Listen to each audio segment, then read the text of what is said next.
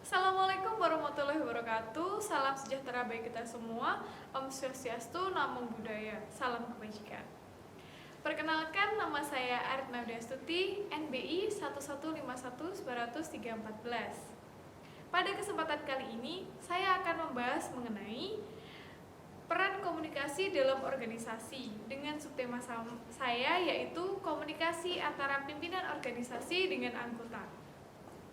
Video ini saya buat untuk memenuhi tugas dari Bapak Dr. Andes Widiatmo Eko Putro MA sebagai dosen pengampu mata kuliah komunikasi organisasi kelas B. Teman-teman, manusia adalah makhluk sosial yang membutuhkan seseorang atau sekelompok orang untuk berinteraksi dalam kehidupannya. Oleh karena itu, manusia membutuhkan komunikasi. Dalam berinteraksi, manusia membentuk kelompok-kelompok tertentu yang mempunyai pembagian pekerjaan yang jelas atau organisasi.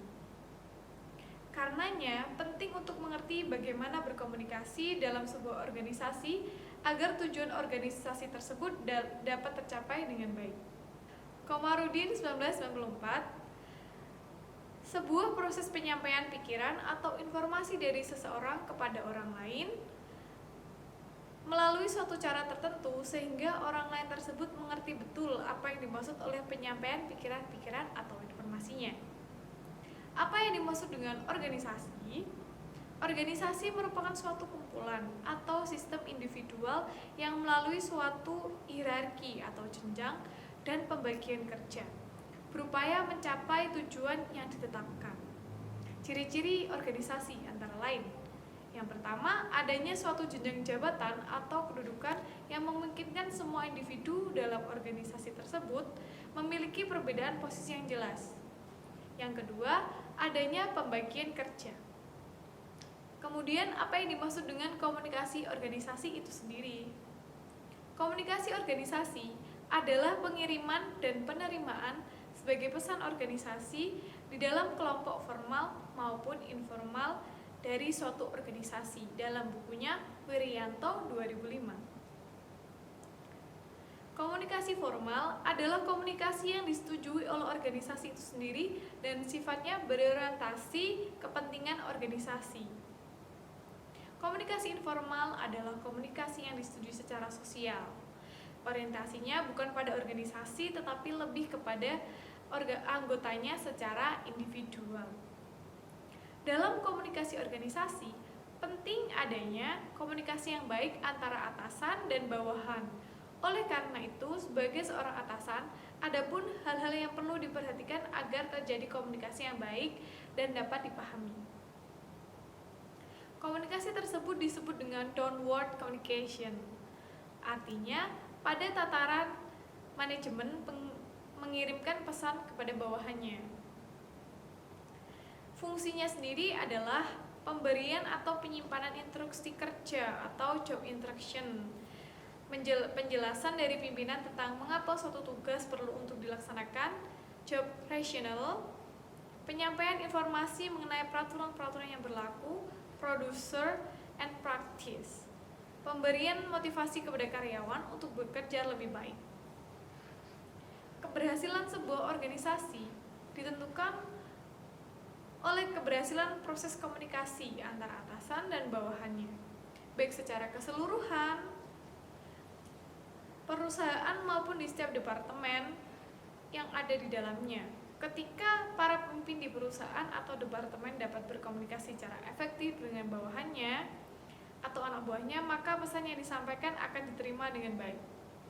Dalam sebuah organisasi perusahaan, komunikasi efektif memiliki peran yang sangat penting karena bermanfaat untuk yang pertama, meningkatkan produktivitas, kedua, mengatasi atau menghindari konflik, ketiga, membantu mengembangkan potensi setiap karyawan, dan yang keempat, membentuk suasana kerja yang kondusif dan profesional.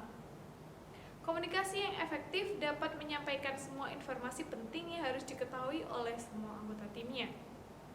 Informasi tersebut bisa berupa instruksi kerja, target perusahaan, peran yang harus dijalankan oleh masing-masing anggota tim, sampai masalah yang dihadapi oleh anggota tim tersebut. Dengan komunikasi yang efektif, maka langkah setiap anggota tim kerja dapat lebih terarah dalam melaksanakan tanggung jawabnya masing-masing untuk menuju tujuan yang sama yang dikehendaki oleh perusahaan. Teman-teman, dengan mengimplementasikan hal-hal yang sudah dijelaskan tadi, hal tersebut akan mampu mempengaruhi kualitas hubungan dan relasi antar anggota maupun dengan ketua timnya. Dalam lingkungan tempat kerja, kita juga perlu menjalin hubungan yang baik dengan setiap orang, baik rekan kerja, atasan, dan juga bawahan sekalipun. Nah, dalam pembahasan ini saya akan bagaimana cara menciptakan hubungan yang baik dengan rekan anggota dalam organisasi dan menciptakan komunikasi yang efektif agar tidak terjadi miskom atau ketua tim Anda melakukan kesalahan komunikasi kepada bawahannya. Adapun hambatan dalam komunikasi organisasi, antara lain, yang pertama adalah hambatan teknis, seperti keterlambatan fasilitas dan peralatan komunikasi. Menurut Cruden and Sherman dalam bukunya Personal Management 1976, jenis hambatan teknis dari komunikasi adalah tidak adanya rencana atau prosedur kerja yang jelas, kurangnya informasi atau penjelasan, kurangnya keterampilan membaca, pemilihan media atau saluran yang kurang tepat. Kemudian ada hambatan semantik. Gangguan semantik terjadi hambatan dalam proses penyampaian pengertian atau idea secara efektif. Definisi semantik sebagai studi atas pengertian yang diungkapkan lewat bahasa. Kata-kata membantu proses pertukaran timbal balik, arti dan pengertian, komunikator dan komunikan. Tetapi, seringkali proses penafsirannya keliru.